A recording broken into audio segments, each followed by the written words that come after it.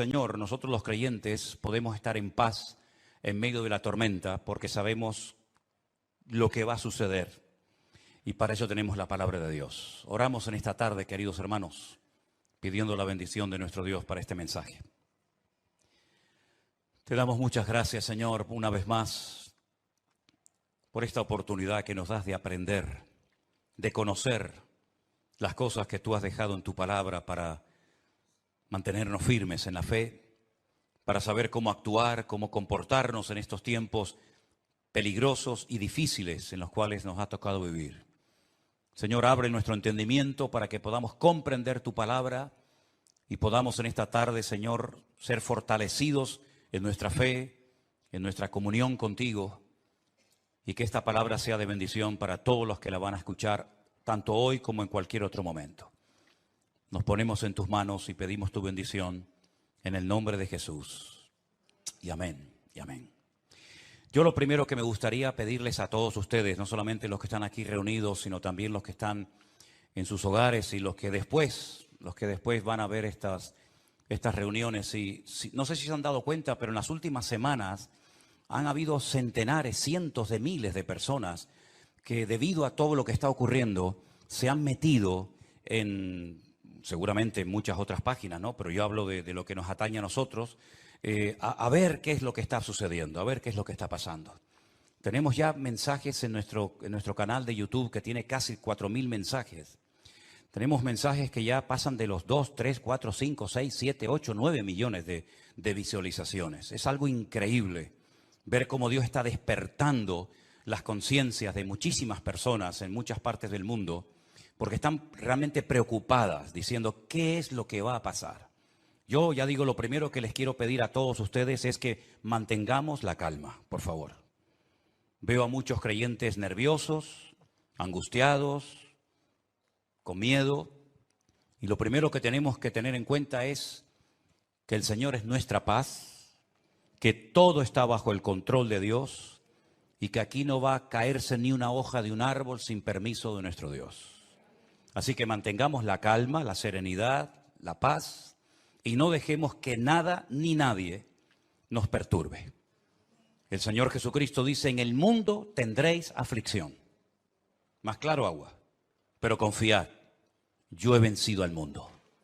Mi paz os dejo, mi paz os doy, no como el mundo la da.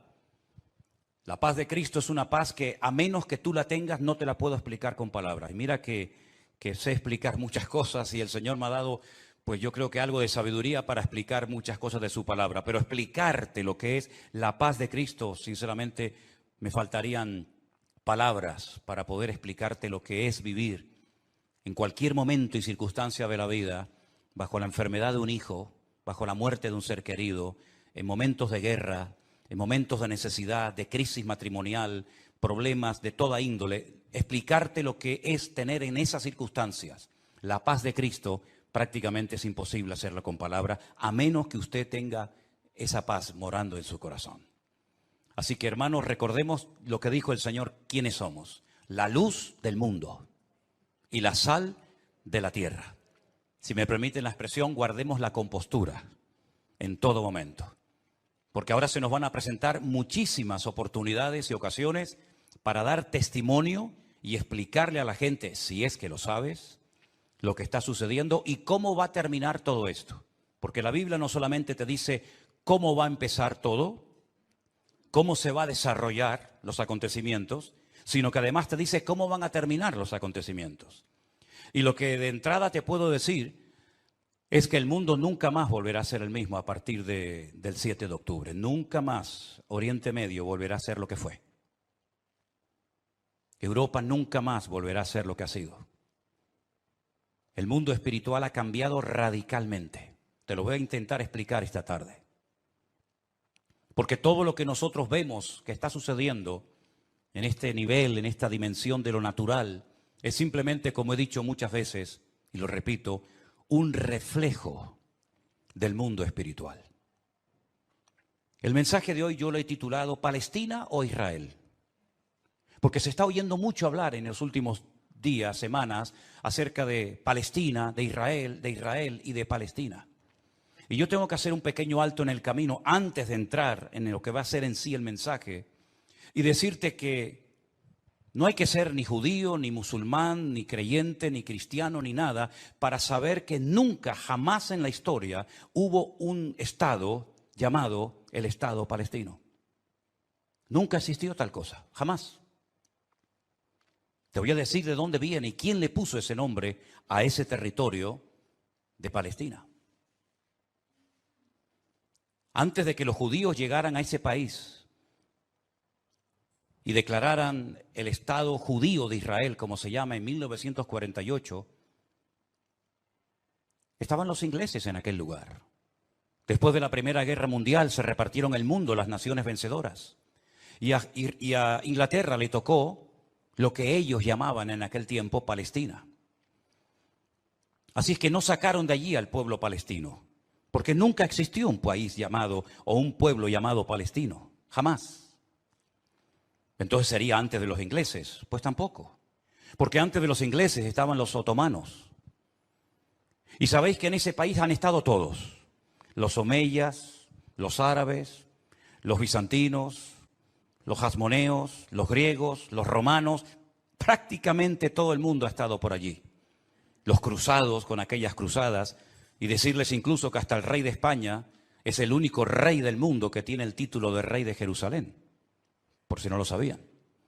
Es decir, que por ese pequeño territorio, que es un cruce entre lo que se consideraba la Mesopotamia y Egipto o la salida al mar Mediterráneo, jamás ha habido un Estado palestino, nunca. No sé si en algún momento lo habrá, pero jamás en la historia ha existido tal cosa. ¿De dónde viene entonces el tema o el término Palestina?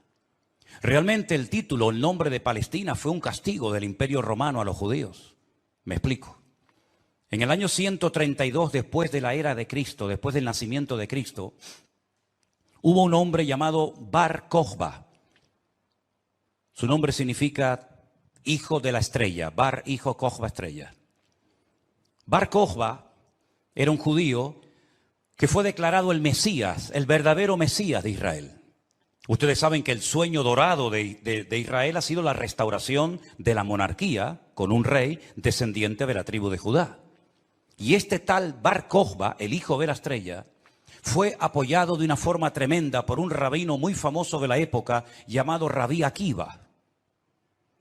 Rabí Akiva, haciendo una pésima interpretación de un texto del Antiguo Testamento, donde dice que el hijo de la estrella, hablando del verdadero Mesías, reinaría, apoyó de una forma tremenda a Bar Kokhba y emprendió una rebelión en contra del Imperio Romano.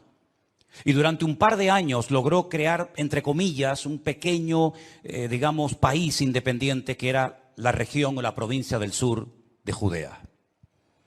Los romanos no le iban a permitir ni a Bar Kokhba ni a nadie que pisotearan a Roma, que humillaran a Roma. Y entonces se emprendió una matanza, una guerra terrible contra este líder religioso político y lo desmenuzaron. En aquellas guerras se cuenta que murieron más de 580.000 judíos. Una barbaridad. 580.000 judíos perdieron la vida, incluido el Bar Kokhba este. ¿Por qué se produjo esta rebelión?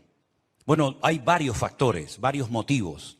El primero es porque el Imperio Romano había prohibido practicar la Brit Milá, el pacto, la circuncisión. No se podían hacer circuncisiones en Israel y sabéis que eso es algo sagrado, incuestionable. No se negocia el circuncidar sí o no a un varón. Eso es algo que nadie cuestiona. Incluso los judíos ateos lo hacen con sus hijos. Todos lo hacen. Sean creyentes, practicantes o no. Y eso estaba prohibido.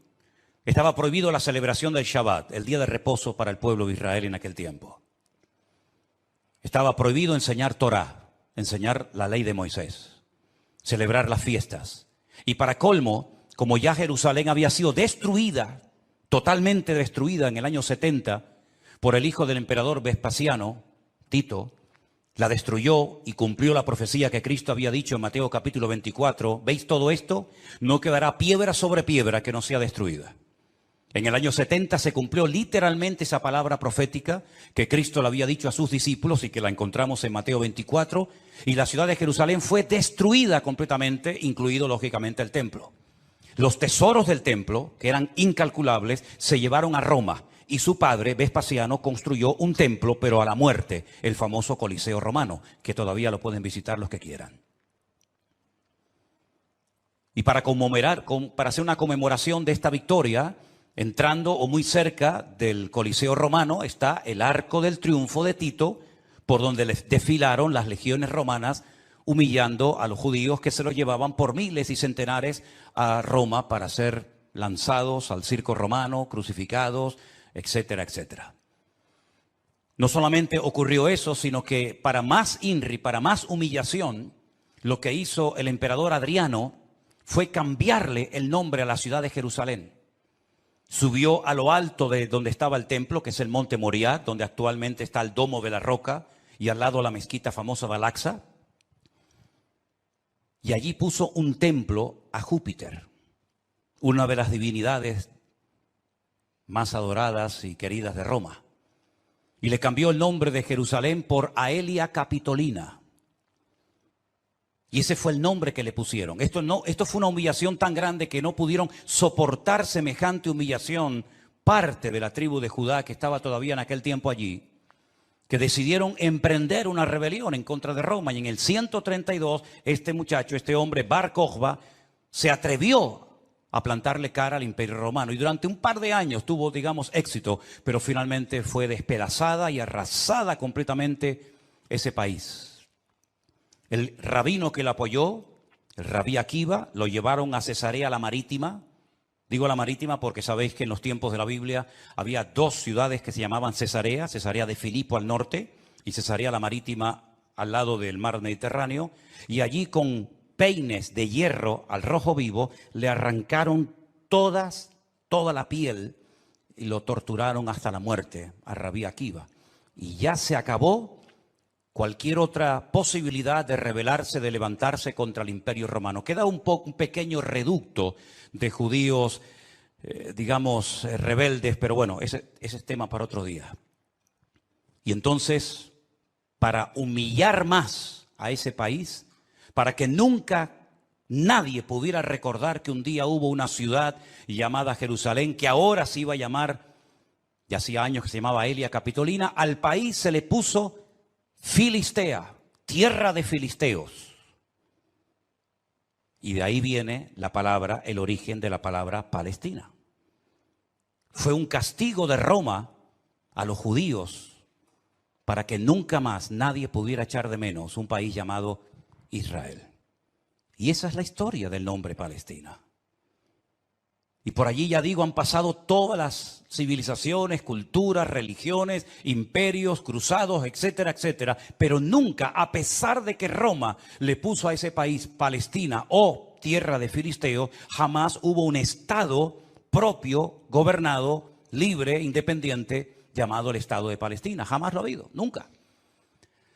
Y no hay ni que ser cristiano para entender esto. Cualquier persona lo sabe perfectamente.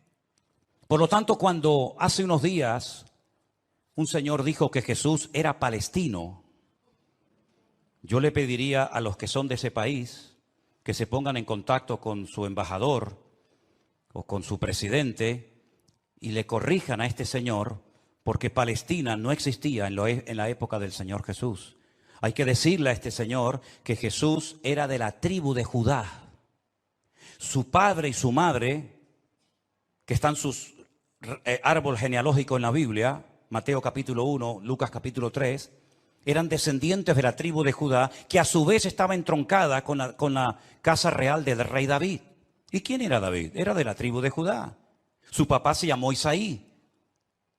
El padre de Isaí fue Obed. El padre de Obed fue Booz. Y Booz era el hijo de Rahab, que se casó con Salmón, que era del pueblo de Israel. Por lo tanto, Jesús era judío. Por eso lo circuncidaron a los 8 días. Por eso subía a Jerusalén 3 veces al año, para celebrar las fiestas que la Torá de Moisés indicaba que tenían que subir a Jerusalén. Por eso Jesús nunca fue a una mezquita. Siempre fue a sinagogas. porque ni siquiera las mezquitas, el Islam existía en la época de Jesús, sino que tendrían que pasar más de 600 años, más de 6 siglos y medio, hasta que naciera el Islam, que por cierto significa sumisión. ¿A quién? Lo interesante es que el Señor Jesucristo, cuando es juzgado por sus enemigos, en este caso los romanos, el que lo sentencia a muerte ordena poner encima de la cruz un título escrito en 3 lenguas: latín, griego y árabe. Si ustedes me dejan que siga, tienen un problema, porque he dicho un disparate y ustedes no han dicho nada. Y ustedes no tienen que permitir que yo ni nadie diga disparates en este púlpito. Eso es. Entonces corríjame cuando digo algo mal, no tengan miedo. El Poncio Pilato dijo de encima de su cruz tienen que poner un cartel en latín, el idioma de los romanos, en griego, la lengua internacional de la época, y en hebreo, que es el idioma que habla este pueblo, que diga Jesús Nazareno, Rey de los judíos. No dijo rey de los palestinos, no dijo rey de los árabes, dijo rey de los judíos, que eran los que vivían allí. Porque dice Juan capítulo 1 que a los suyos vino y los suyos no le recibieron. Y los suyos eran judíos que estaban viviendo en aquel momento bajo la opresión, bajo el yugo del imperio más terrible que jamás ha existido y el más longevo, que fue el imperio de Roma. Así que de ahí viene todo esto del nombre Palestina y filisteos y todo esto, queridos hermanos. Pero nunca, repito, ha existido un Estado palestino. Cuando en 1948 las Naciones Unidas decidieron partir el país en 2, Israel dijo, estamos de acuerdo. Si los árabes que en ese momento habitaban en ese país, que la mayoría eran de origen jordano, el país que estaba al lado, porque no sé si saben que, por ejemplo, la explanada de las mezquitas arriba, en el monte Moriah, en el monte de Moriah, eso está bajo protectorado de Jordania. Y cuando tú ves a los ancianos caminando por las calles de la ciudad vieja de Jerusalén, la mayoría de ellos llevan un pañuelo de cuadraditos blancos y rojos, que es el pañuelo de Jordania. Porque Palestina no representa a nadie, sino ellos eran de origen jordano, ¿verdad? Y es interesante notar que Israel en ese año decidió quedarse con los territorios que las Naciones Unidas decidieron darle. Y los árabes dijeron rotundamente no, que yo digo, si hubieran sido listos en ese momento, hubieran dicho, vale, nos quedamos con la mitad y ya con la mitad, ya que es mía, después podemos hacer otro tipo de presiones, pero por lo menos ya tengo la mitad. Y es que si dices que no, al final no vas a tener ni lo que tenías. Durante todos estos años, desde 1948 hasta hoy, ese país siempre ha estado en guerra, o preparándose para una guerra, como dicen allí. Y la cruda realidad es que ese pequeño pueblo ha ganado todas las guerras, no ha perdido ni una. Ha desbaratado naciones tremendamente poderosas con un poderío militar espectacular. Y cada vez que gana, lógicamente, extiende el terreno. No podían entrar los judíos a la ciudad vieja de Jerusalén. ¿Saben la tortura que es para un judío estar viviendo en Jerusalén y no dejarte entrar a la ciudad de Jerusalén y poder acercarte y tocar el Kotel Hamarabí, el muro de los lamentos, para orar a Dios? No podían hacerlo. Desde 1948, que entraron allí, hasta 1967, en la guerra famosa de los 6 días, los judíos veían de lejos. Por eso cuando ustedes van a Jerusalén se van a dar cuenta que las casas que están más en alto son las que le permitían al judío poder ver el monte del templo, porque no podían acercarse a tocarlo, ni a mirarlo. Y no solamente desde 1948, desde hace muchos siglos tampoco podían estar allí. Y al final recuperaron la ciudad de Jerusalén. Pero todas y cada una de estas guerras siempre ha cambiado la atmósfera, el mundo espiritual, siempre. Porque algo que tenemos que tener presente es que el mundo natural refleja lo que está pasando en el mundo espiritual, ni más ni menos. Y me gustaría con algunos textos de la Biblia demostrarles que el mundo espiritual es tan real como este mundo en el cual nos movemos tú y yo como pez en el agua. En el libro de Daniel, en el Antiguo Testamento, este hombre está cautivo en Babilonia. Las tribus del sur, Judá y Benjamín han sido derrotadas, han sido humilladas por las tropas de un tal rey Nabucodonosor. Son llevadas cautivas por 70 años a Babilonia. Algunos se preguntarán, ¿y por qué fueron llevados cautivos a Babilonia justamente 70 años? Bueno, primeramente por su desobediencia, por su rebeldía, por no haber querido arrepentirse. Muchas veces el Señor le mostró a Ezequiel en visión los pecados terribles que ellos hacían en la intimidad, que nadie los sabía, pero que Dios los conocía perfectamente. Y dice que se lo llevaba en visión y le decía, métete por el agujero de esa pared y mira lo que están haciendo ahí adentro, a ver si no son dignos de mi ira y de mi juicio, ¿verdad? Y por 70 años son llevados a Babilonia para que la tierra descanse en una celebración que todavía, en una ley que todavía los religiosos, los agricultores religiosos practican, otros no. Y es la ley de la Shemitah. La Shemitah es una ley que obliga al agricultor, al que se dedica a los labores del campo, a dejar reposar la tierra un año entero. No se puede trabajar la tierra. Nosotros estuvimos este año, creo que fue este año, el año pasado, y veíamos muchos campos muy bonitos, muy bien arados, muy bien trabajados, y otros campos totalmente como abandonados, llenos de malas hierbas, y nos decían, estos son los campos de los agricultores religiosos que no van a trabajar durante este año.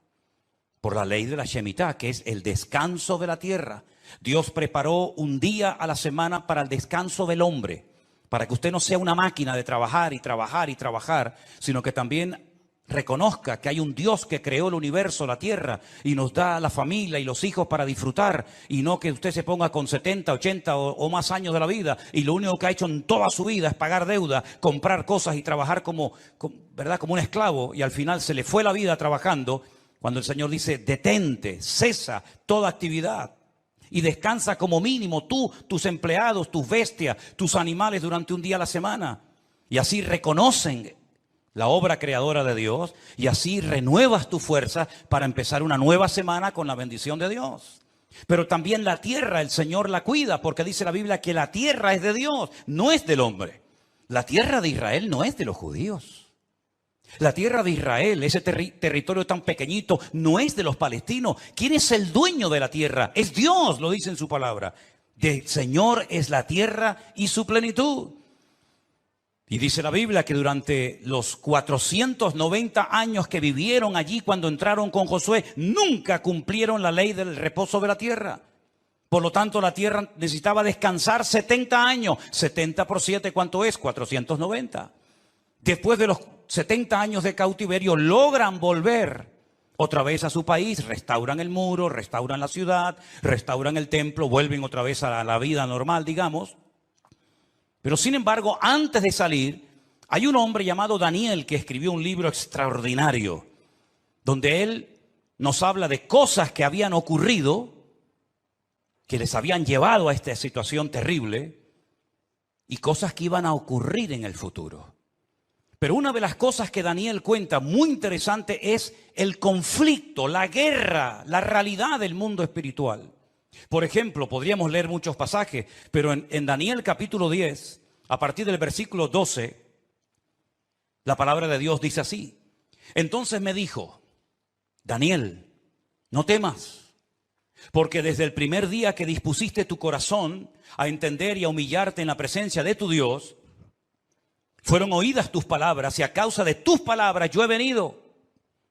Está hablando con un ángel que se le ha presentado a Daniel, ¿sí? Mas el príncipe del reino de Persia se me opuso durante 21 días. Pero he aquí Miguel, uno de los principales príncipes, vino para ayudarme y quedé allí con los reyes de Persia. Intentaremos explicar esto lo mejor posible. He venido para hacerte saber lo que ha de venir a tu pueblo en los postreros días. Porque la visión es para esos días. No es para el tiempo de Daniel, es para los postreros, los tiempos finales. Mientras me decía estas palabras, estaba yo con los ojos puestos en tierra, enmudecido. Pero he aquí uno con semejanza de hijo de hombre tocó mis labios. Entonces abrí mi boca y hablé y dije al que estaba delante de mí, Señor mío, con la visión me han sobrevenido dolores y no me queda fuerza. ¿Cómo pues podrá el siervo de mi Señor hablar con mi Señor? Porque al instante me faltó la fuerza y no me quedó aliento. Y aquel que tenía semejanza de hombre me tocó otra vez y me fortaleció y me dijo: muy amado, no temas, la paz sea contigo, esfuérzate y aliéntate. Y mientras él me hablaba, recobré las fuerzas y dije: hable mi Señor, porque me has fortalecido. Y me dijo: ¿sabes por qué he venido a ti? Pues ahora tengo que volver para pelear contra el príncipe de Persia. Y al terminar con él, con el príncipe de Grecia, que vendrá. Pero yo te declararé lo que está escrito en el libro de la verdad, y ninguno me ayuda contra ellos sino Miguel, vuestro príncipe. Aquí está hablando de príncipe, el príncipe de Grecia, el príncipe de Persia. Habla de un arcángel tremendamente poderoso que aparece en pocas ocasiones en la Biblia, llamado Miguel, que dice que es el príncipe que protege al pueblo de Israel de ser aniquilado y destruido. Porque una cosa que les quiero decir y que os quede clara, y me da igual si estáis de acuerdo o no, me da igual, créame, pero te lo tengo que decir. Recientemente se le preguntaron a altas autoridades de Hamás y le dijeron: si pudierais elegir entre tener todo el Estado de Israel, todo el territorio, de norte a sur y de este a oeste para ustedes, o la destrucción, la aniquilación total y absoluta del pueblo de Israel, ¿qué elegiríais? ¿Sabe la respuesta, no? Preferimos que no exista ni un solo judío sobre la faz de la tierra antes de quedarnos con todo su territorio. Porque no es que quieren quedarse con todo el territorio, es que quieren arrojar al mar o al desierto para que muera toda la población de Israel, que en este momento está alrededor de unos 15 millones de personas más o menos repartidas en varias naciones de la tierra. ¿Quién puede negociar con alguien que te quiere matar? ¿Quién puede negociar con alguien que viola a tus hijos y los quema delante de tu presencia? ¿Quién puede negociar con alguien que le abre el vientre a una mujer embarazada y le saca a su hijo que aún está con vida? ¿Quién puede negociar con alguien que te odia y que el sueño de su vida es destruirte a ti y a toda tu descendencia? ¿Quién puede negociar con semejantes salvajes? Fijaros que ya no digo animales, como decía hasta el otro día, porque no quiero ofender a los animales. Pero aquí encontramos una realidad espiritual. Daniel estaba orando, estaba ayunando por 21 días, 3 semanas seguidas, y la respuesta a su oración no venía la respuesta a su oración. Y finalmente se le presenta un ángel y le dice: desde el primer día que te pusiste a orar, tu oración llegó a la presencia de Dios. Y entonces, ¿por qué no vino la respuesta? Porque el príncipe de Persia se me oponía. Había interferencias, por decirlo de alguna manera, en el mundo espiritual. ¿Quién es el príncipe de Persia? Un poder espiritual, un príncipe de las tinieblas que no quería que Daniel recibiera la revelación y la información de lo que le iba a pasar a su pueblo a corto y a largo plazo. Y con esto coincide lo que se ha leído esta tarde desde este mismo púlpito, la famosa armadura del cristiano en Efesios capítulo 6. Donde el apóstol Pablo dice: nuestra lucha ahora como creyente no es contra sangre y contra carne, no. Esa ya no es nuestra batalla, esa ya no es nuestra lucha. Nuestra lucha, que existe y es real, es contra principados y contra potestades, contra los gobernadores de las tinieblas, contra huestes espirituales de maldad en las regiones celestes.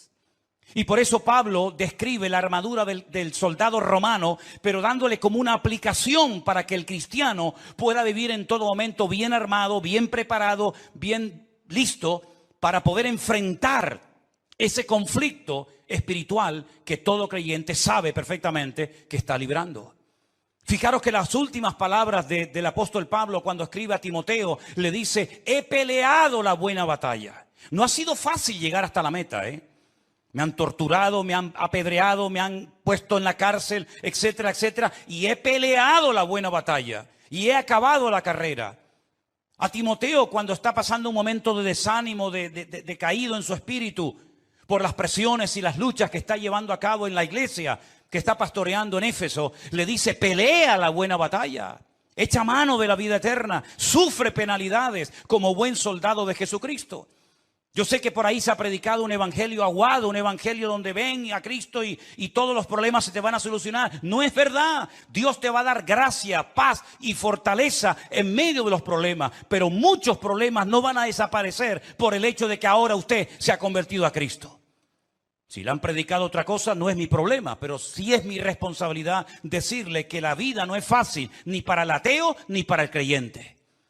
Y dice la Biblia que cuando sale el sol calienta buenos y calienta malos. Y cuando hay guerras mueren buenos y mueren malos. Y cuando hay un naufragio mueren cristianos y mueren ateos. Y cuando hay un atentado, cuando hay un terremoto o cuando hay un tsunami mueren cristianos, mueren blancos, mueren ricos, mueren todos. Porque es parte de la vida.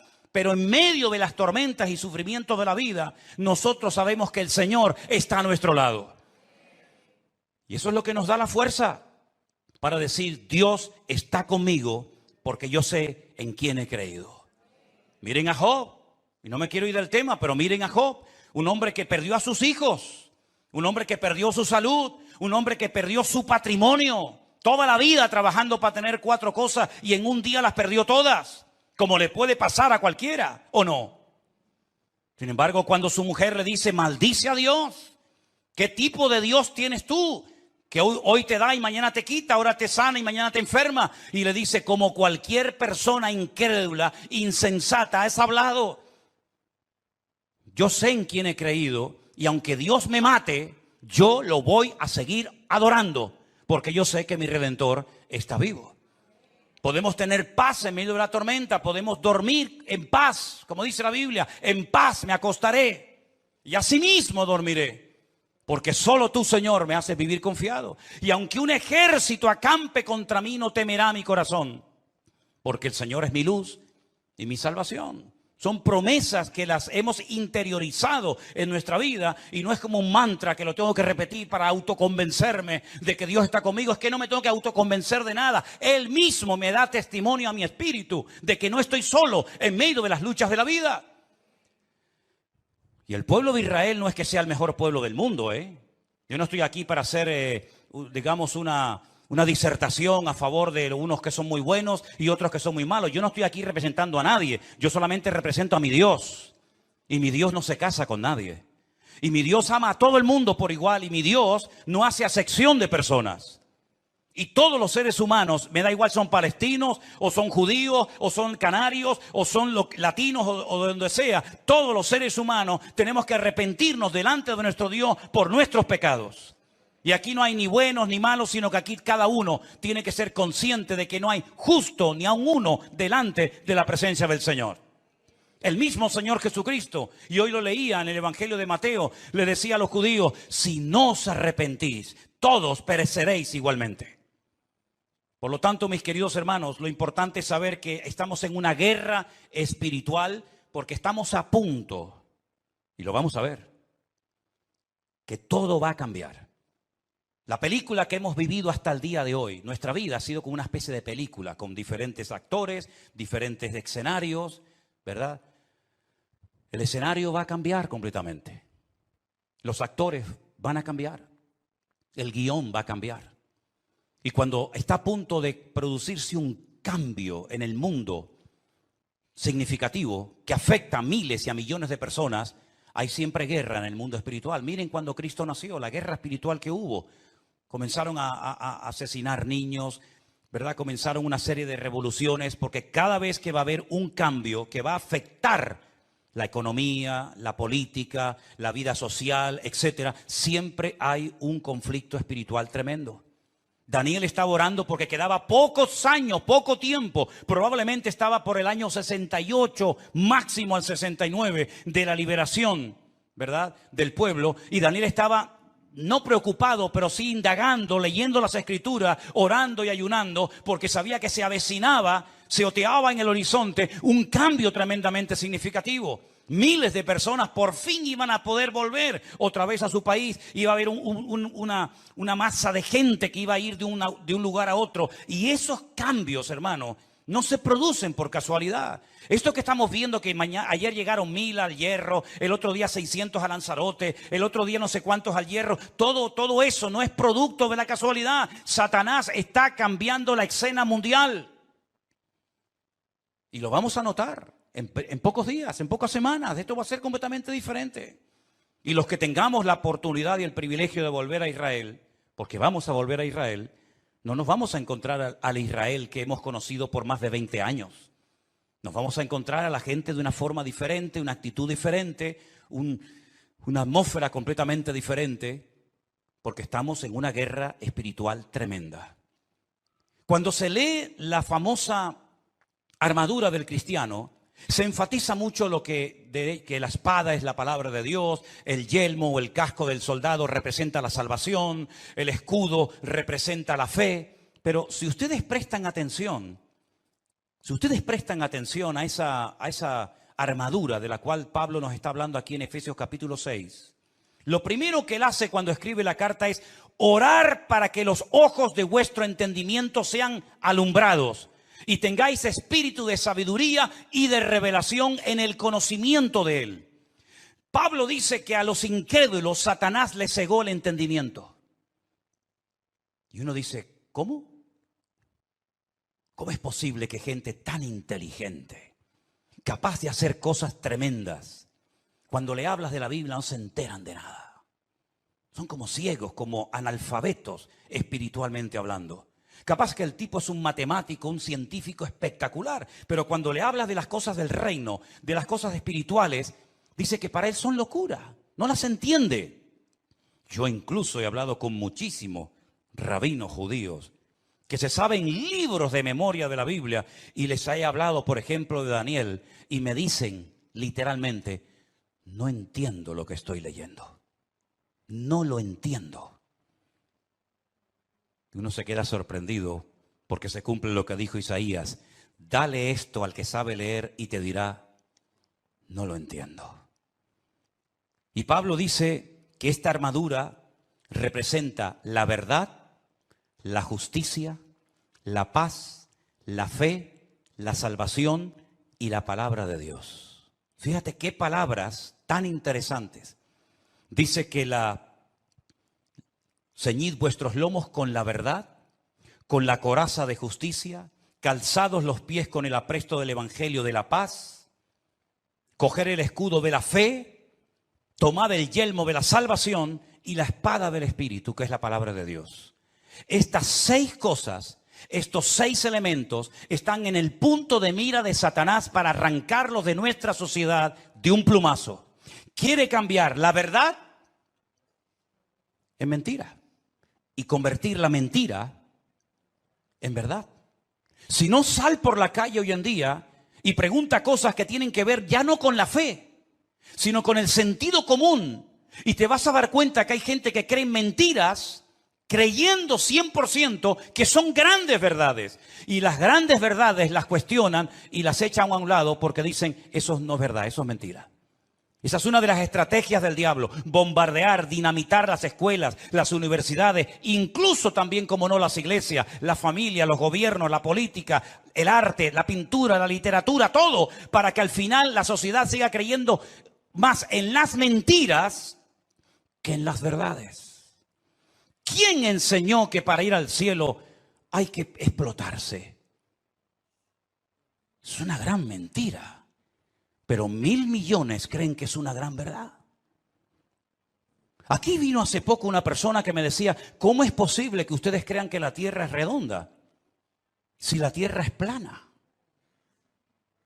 Y decía, pero ¿me está hablando en serio este hombre? Quiere quitar la verdad y convertirla en mentira. La justicia la quiere convertir en injusticia. De hecho, muchas veces hay más sentido común, más sentido de la justicia en la calle, en la sociedad, hablando en una cafetería o en un bar, que cuando ves un acto supuestamente de justicia, que es una tremenda injusticia. Cuando a una persona se le meten en su hogar y no los puedes echar porque no tienen dónde vivir. Y no les puedes cortar la luz y el agua porque es un delito si le corto a un ocupa en mi casa la luz y el agua. Que han convertido la justicia en injusticia. Ya no tiene derechos el propietario, ahora tiene derechos el que usurpa la propiedad ajena. ¿Eso es una justicia? ¿Eso es justicia? Quiere cambiar la paz en guerra, cosa que sabe hacer perfectamente. La fe en incredulidad, la salvación en muerte y en desesperación eterna, y la palabra de Dios por cualquier cuento que cuenten por ahí, dándole más credibilidad a las mentiras que al libro eterno llamado Biblia o palabra de Dios. ¿Qué te parece?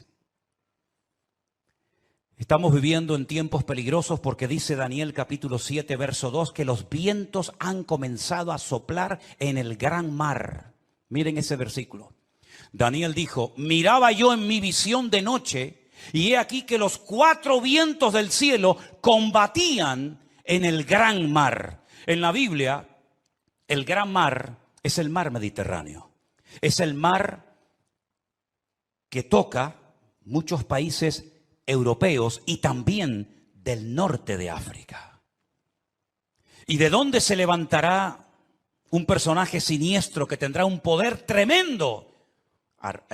Económicamente hablando, políticamente hablando, económicamente hablando, del antiguo territorio que ocupaba el reino de Roma. Todo lo que es el norte de África, parte de Oriente Medio y todo lo que es Europa, hasta lo que se conoce como finis terrae, el fin de la tierra para los romanos hace 2000 años. Y dice que en ese gran mar, él vio como 4 vientos, que son demonios, comenzaban a soplar de tal manera que comenzaron a levantarse animales. El resto del capítulo no lo voy a leer, pero dice que comenzaron a levantarse animales. Se levantó un leopardo con alas. Se levantó un oso con unas costillas en la boca, se levantó un león con alas, se levantó una bestia indescriptible de esa zona donde soplaban los 4 vientos y comenzaron a levantarse esos animales que representaban imperios, poderes políticos que iban a afectar la vida de miles y de millones de personas a lo largo de la historia. ¿Cómo podía saber ese hombre cuando todavía no existían ni los medos persas, ni los griegos, ni los romanos, que se iban a levantar esos imperios siglos antes de antelación? Es que la Biblia se anticipa en el tiempo y en el espacio, demostrando que Dios es un Dios veraz y que siempre sabe lo que va a suceder porque Él controla la historia. ¿Cuántos dicen amén? Y vemos varios vientos en la Biblia. No tengo tiempo para extenderme en todo esto, pero ¿cuál fue el viento que destruyó la barca de Pablo o el barco de Pablo? ¿Cuál fue el viento ese? Es el viento que golpeó contra un creyente, contra un representante del cuerpo de Cristo, el Euroclidón. El Euroclidón destrozó la nave de Pablo y Pablo tuvo que ir a tierra a calentarse y a salvar la vida. Ese viento soplará. Son nombres de la mitología griega. El Aquilón, el Austro, son vientos que se mencionan, por ejemplo, en el libro del Cantar de los Cantares. Métanse y estudien las direcciones de estos vientos. Generalmente los vientos, depende del viento, suelen ir en una misma dirección, pero llegará un momento en el que se producirá como una especie de huracán, ¿verdad? Donde hay vientos de norte, de sur, de este, de oeste, y es imposible navegar de esa manera. Es imposible navegar con 4 o 5 vientos diferentes. Y eso es lo que va a pasar en los últimos tiempos. Representa la lucha del mundo espiritual con nombres de vientos. Con nombres de vientos que aparecen en la Biblia. Y esos vientos se van a llevar a cabo en una zona geográfica en la que tú y yo también vivimos. Y por eso Europa va a ser afectada grandemente en los últimos tiempos. ¿Qué es lo que hay detrás de todo esto? No es una lucha de unos contra otros simplemente. Es una lucha de Satanás contra Dios y su palabra. Ni más ni menos. ¿Quién puede más? ¿Alá o el Dios de ustedes? ¿Quién puede más? ¿El Corán o vuestra Biblia o Torá? Es una lucha de tipo espiritual. Y si no estamos velando y orando, no vamos a saber cómo comportarnos, cómo actuar en este tiempo, Porque algo muy importante que lo vamos a ver ahora en un momento en la pantalla es cómo Satanás a lo largo de la historia, como una especie de camaleón, si me permiten, ha ido adaptándose a los tiempos, a las culturas, a las tradiciones, y de esa manera ha ido preparando el escenario para esta escena final que tenemos en el horizonte. Todavía la guerra fuerte que nos habla Ezequiel 38 y 39 aún no ha empezado. No es esta que estamos viendo ahora. Todavía viene otra peor, para que lo sepan. Cuando Gog, príncipe de Mesec y Tubal, vienen del norte con 200 millones de soldados para destruir al pueblo de Israel. Porque de esta Israel volverá a salir con muchas pérdidas humanas, con mucha sangre derramada, pero aún viene la peor, que la Biblia dice en qué momento se va a producir, qué naciones van a intervenir, por dónde van a atacar, cómo va a terminar, cuánto va a durar, etcétera, etcétera. Pero tengo una lista que se la voy a poner ahí en la pantalla. Espero que estas características del diablo de los últimos tiempos las tengan en cuenta, porque esta es la forma como Satanás ha decidido actuar en nuestra generación. Primero, lograr los objetivos deshumanizando a la humanidad. Eso ya es una realidad entre nosotros. El objetivo, lo que se pretende alcanzar, está por encima de cualquier precio de vida humana. Si mueren 1000, da igual, traemos otros 1000. Si son 10.000, traemos otros 10.000. Es como cuando los romanos estaban al pie de la montaña de Masada. ¿Se acuerdan en Masada, en el desierto de Judea? Dice la Biblia que había arriba en Masada un reducto de judíos que no querían rendirse. Ellos rodearon la muralla de Masada y comenzaron durante años y años y años a echar tierra para construir una rampa que todavía se puede ver, y por esa rampa subieron ¿cómo se llama? El aparato ese de madera grande. Ahora ya lo digo. 4 años preparando esa rampa para poder subir arriba. Dice la Biblia que la iglesia es columna y baluarte. Ahí está, ya me vino. El baluarte. El baluarte era esa torre de madera que iban arrastrando los esclavos. Dentro iba llena de soldados y cuando llegaba arriba se abrían las compuertas y salían para atacar. 4 años preparando esa rampa de tierra. ¿Cuántos murieron? Miles, miles. Muchos de los que estaban trabajando al pie de la montaña eran familiares, conocidos, vecinos o amigos de los que estaban arriba, rodeados por las legiones romanas. Hay una película de Peter O'Toole que se llama Masada. Véanla para que vean la historia. Qué interesante. Mataban a 200, 300 esclavos, traían más y traían más. El objetivo es lo principal. No importa cuántos mueran para alcanzar el objetivo. Esa es una estrategia del diablo que le está saliendo de maravilla. Y es la misma estrategia que están utilizando estas personas hoy en día. El fin justifica a los medios. La vida humana no tiene ningún valor. El objetivo es lo principal. Número 2. La ambición prevalece por encima del respeto a la vida. Voy a conseguir mi objetivo y alcanzar mis metas a toda costa. Me da igual si tengo que torturar, matar, me da exactamente igual. La ambición, la arrogancia de mi corazón es tan poderosa, es tan fuerte, que si tengo que hacer lo que haga falta, lo hago. Número 3. Alcanzar lo divino olvidando lo humano. Si para ir al cielo y tener las 90 que dicen que voy a tener ahí arriba, tengo que asesinar a todos estos, estoy dispuesto a hacerlo, porque lo divino, lo que yo creo que es lo divino, prevalece sobre lo humano. Una estrategia diabólica terrible. Cuando hace unos días vi en un reportaje que hicieron y le preguntaban a unos niños de entre 8 o 10 años, ¿qué quieren ser cuando sean grandes? Y decían, nosotros queremos ir al cielo. Por eso queremos prepararnos y convertirnos en mártires. Una criatura que lo que tiene que hacer es jugar y disfrutar de la vida. Lo divino ha desplazado toda racionalidad o todo raciocinio. Es el mundo al revés. La tecnología de la desinformación España es número uno en esto, ¿eh? España es capaz de ponerte una imagen que no tiene nada que ver con lo que está hablando. De hecho, ha habido a veces en varias cadenas de televisión en España que están hablando de un conflicto X, de una situación cualquiera que sea, y ponen unas imágenes de hace años que no tiene absolutamente nada que ver con lo que ellos están contando en ese momento. Como tienen el poder de quitar, de poner, de añadir, de ese, etcétera, y cuando venga la inteligencia esta que llaman, ¿cómo es?